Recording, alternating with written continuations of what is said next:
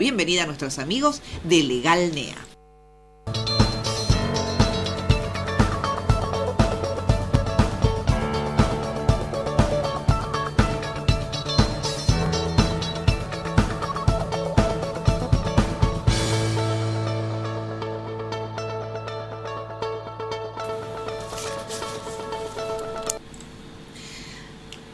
Bueno, y ya está en los estudios la doctora Dayana Magallanes, y en un ratito vamos a tomar contacto también con el doctor José María González, que está en sus estudios, o sea, son estudios diferentes.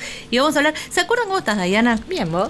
Bien, todo bien. ¿Se acuerdan hace un tiempo cuando yo les conté de un nuevo índice que publicaba INDEC? Que yo dije, qué raro y cómo va a significar, a ver, si se va a utilizar como herramienta o no en lo que son los juicios por alimentos, que era el índice de crianza. ¿Se acuerdan que vimos los números, que estaba dividido entre lo que es la parte en sí de la canasta y después incluso lo analizamos un poco y decíamos, no puede ser que sea más alto el índice de crianza que el índice de canasta en sí? Decía, no, pues está incluido lo que es el cuidado, cuánto vos tendrías que pagar si tenés una persona que pueda cuidar a tus hijos, y bueno, da un número.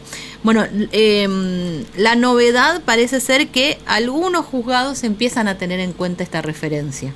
Así que ahora vamos a ver hasta dónde, si sirve, si no sirve, si es indicativo o no, porque obviamente te planteo un número X, pero no tiene en cuenta ese número cuánto ingreso tienen las partes en ese conflicto, los que tienen que alimentar a ese niño. Así que bueno, Dayana, que está aquí con nosotros, nos va a poder aclarar un poco, porque muchas personas por ahí que están mirando a Dayana dicen, bueno, entonces si el índice de crianza, ahí te pasé el último que salió publicado, Nico, si lo tenés, dio, por ejemplo, este es el último, el de septiembre, si dio 141.320 pesos por un hijo menor de un año, automáticamente decís, 141.320 pesos es lo que tiene que pasarle el progenitor que no viva con el niño al que lo tiene viviendo en su casa. Y si son 3, ¿cuánto te da? Y si son 4, bueno, ¿cómo empezó a funcionar este índice en los juzgados, Dayana? Empezó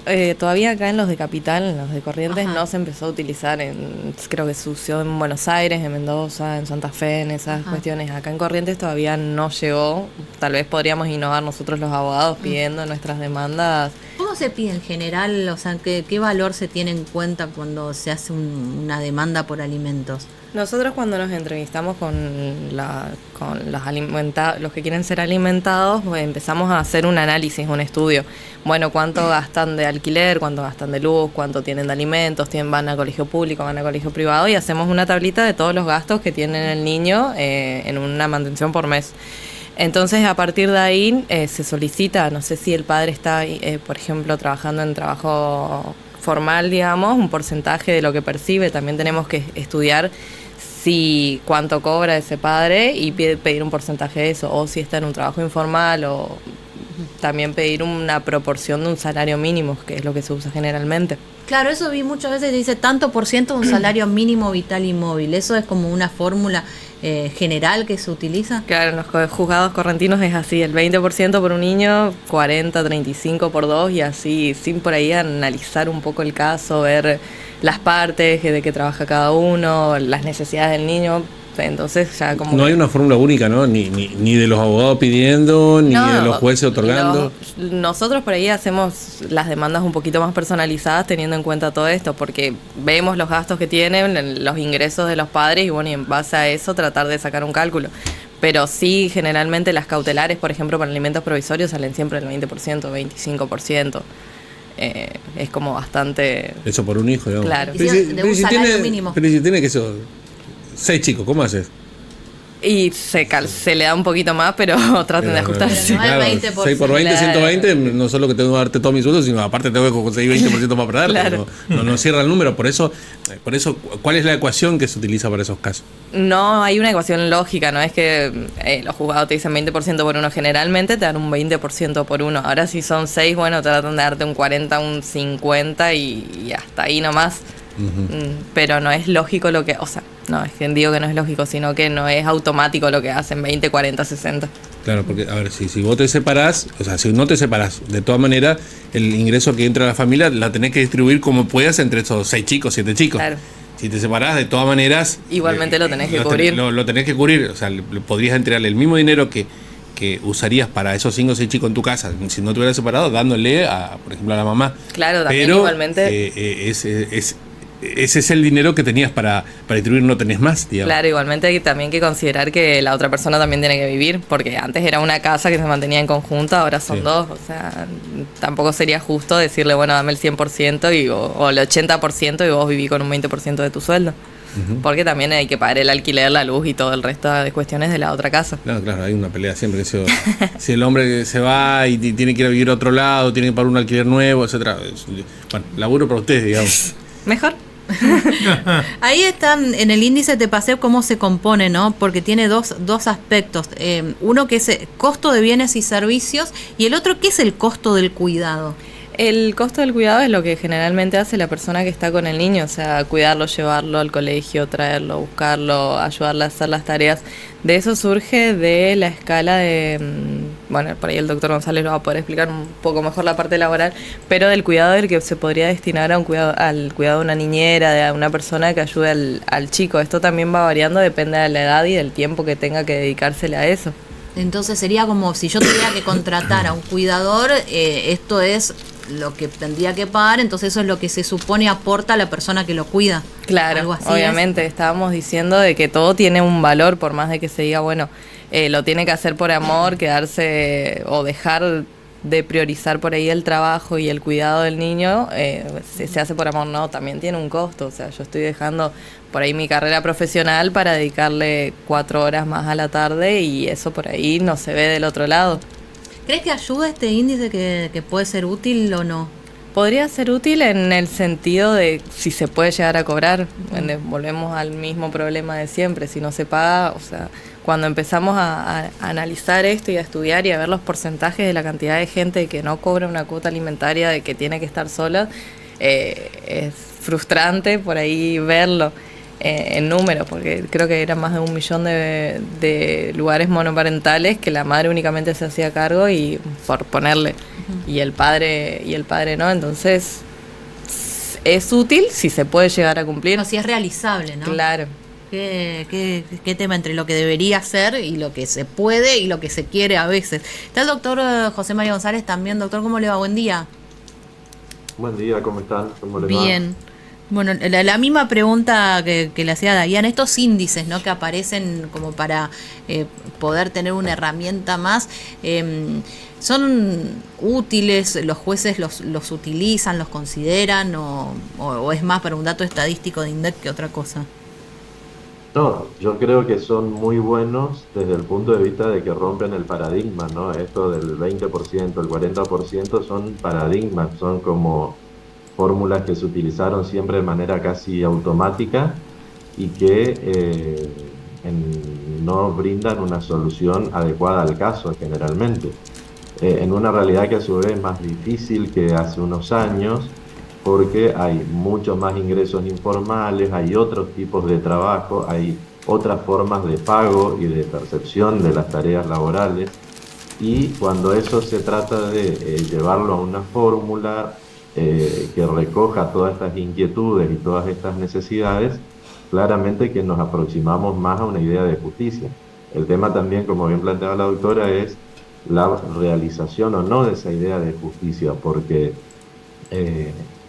no siempre se lo va a lograr en el caso concreto, y lo que creo que hace este índice también es decir, bueno, poner sobre la mesa, mirá, calculado científicamente, mantener y cuidar un niño, una niña, un adolescente, tiene un costo que muchas veces es más allá del costo directo. Uno mira la cuenta del supermercado, pero hay tiempos, hay actividades, acompañar, llevar, traer, que alguien las tiene que invertir o dejar de explotar en su beneficio, en beneficio del niño, y generalmente siempre es la parte más vulnerable de la relación, ¿no?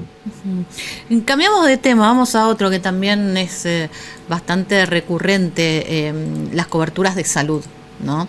Y en este caso, ¿qué pasa con aquellas personas que tienen una cobertura de salud, que tienen algún tipo de enfermedad preexistente, como se dice? Hay enfermedades que bueno, que uno las detecte en algún momento, pero que las tiene desde hace mucho, y que la cobertura de salud, en este caso una empresa de medicina prepaga, no te quiere cubrir porque dice que vos ya sabías que estabas enfermo cuando te afiliaste, y ahí empieza una discusión. Lo mismo a veces pasa con la cobertura por embarazo. Hay toda una especie de datos que hay que darle a la persona que te está por afiliar, como para que no queden dudas de que vos no te estabas afiliando, como para poder dentro de 6 meses poder acceder al costo de... Hay del como el parto. periodo de... Carencia. Para la prestación del servicio. Sí. Embarazo, 9 meses. Y sí, viste. Sí, pero es como medio raro, ¿no? Todo lo que pasa con las enfermedades y las coberturas de salud. Hay un caso que nos va a contar el doctor González, de una persona que tiene varias enfermedades y que la prepaga le quiere dar un plan muy básico, o sea, no le quiere dar todas las prestaciones que le daría una persona sana. Es decir, si vos estás sano, podés tener todas las prestaciones aunque no las use, pero si vos estás enfermo, ya no. ¿Algo así sería? Sí, algo así sería. Antes de entrar al nuevo tema, me escribe acá la doctora Arce, Tati Arce, y me dice: un empleado municipal cobra 40.000 o 50.000 de sueldo. Entonces, claramente que no hay índice que pueda cumplir un empleado municipal que tiene que alimentar a su hijo, ¿no? Es parte de esta realidad que es distorsionada que estamos viviendo. Gracias a la doctora por Que está siempre tiene mirando. sus aportes para realizar, sí. La cuestión de la preexistencia tiene importancia cuando uno va a decidirse a contratar un servicio, digamos, de una prepaga, de una mutual privada, si se quiere, para que la gente lo entienda mejor, es decir, o de una obra social, mejor dicho, prepaga o privada, si se quiere, dado que en general la gente tiene la obra social que corresponde con su situación laboral, ¿no es cierto? Más allá de las posibilidades de elegir que tiene una obra social. Ahora, la cuestión de la preexistencia es un elemento que se introduce para que la obra social tenga la posibilidad de prever costos relativos a la necesidad de mayores servicios, seguramente, de una persona que viene con algún tipo de patología, como bien lo dice la palabra, preexistente. En el caso que estamos planteando, se trata de una sentencia del Juzgado Federal 1 de Corrientes, en virtud de la cual se avanza sobre la actividad comercial de la prepaga. ¿Por qué razón? Básicamente porque las prepagas, en su necesidad de ampliar la cantidad de afiliados, están haciendo desde hace un tiempo a esta parte convenios con las empresas. Entonces, le dicen, establecen condiciones contractuales, digamos, para que una empresa afilie a todos sus trabajadores o promueva la afiliación de sus trabajadores a esa prepaga, en cuyo caso a veces tienen que hacer el aporte de ley, ¿sí?, el porcentaje que marca la ley, y algún aporte adicional, un esfuerzo económico mayor, que descuenta la empresa y que lo pasa a la obra social. Bueno, en este caso, de lo que se trata es que en el marco de un contrato de ese tipo, entre una empresa y la prepaga al advertir que uno de los empleados tiene una preexistencia, resuelve no afiliarlo exclusiva y expresamente a ese afiliado. Entonces, a ese empleado, digamos, que pretendía ser su afiliado. Se plantea judicialmente y, bueno, entiende el Juzgado Federal 1 de acá de Corrientes, primero en una medida cautelar, inmediatamente ordena la cobertura. Eso es, hago un párrafo aparte porque el obtener el cumplimiento de la medida cautelar es todo un tema en estas cuestiones. Y lo segundo, al momento de dictar la sentencia, lo que ordena es otorgar exactamente la cobertura, exactamente igual a la de los demás empleados y con los mismos beneficios y sin considerar esta situación de preexistencia. Pero esto se da en el caso, porque usted destacó que es a través de estos convenios que hacen las prepagas con las empresas, que reemplaza lo que es la obra social sindical, no sé si son todas. Entonces, Esta situación particular se da porque se pone, digamos, esta comparación, es decir, la prepaga está actuando casi como una obra social y sí o sí lo tiene que afiliar, o en el caso de una persona que particular o individualmente vaya a afiliarse, también puede hacer valer esto.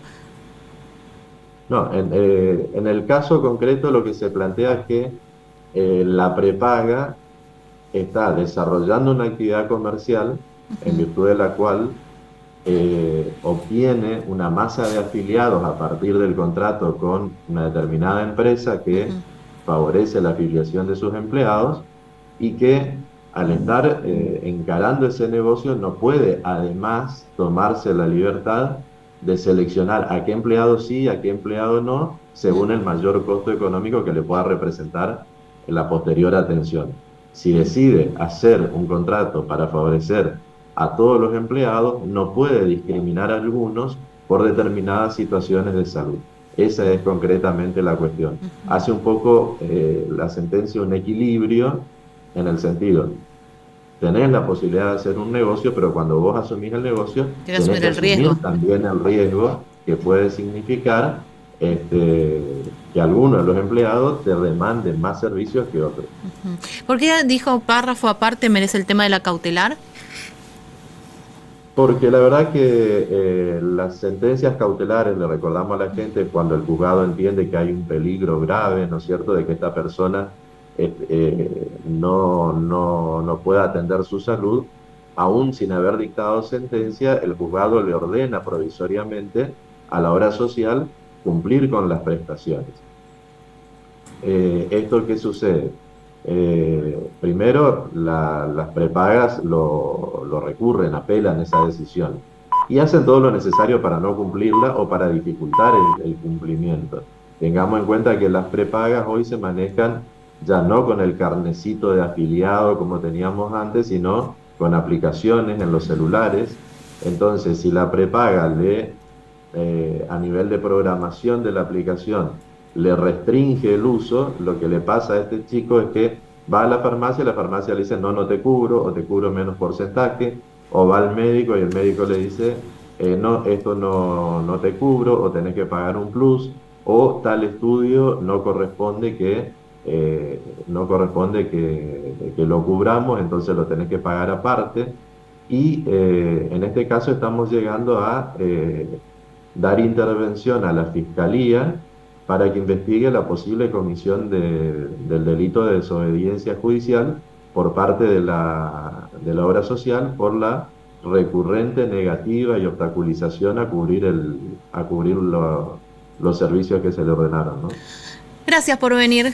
Gracias. Será hasta la semana que viene. Buen fin de. Buen fin de a todos, que pasen muy bien. 9 de la mañana hacemos la pausa.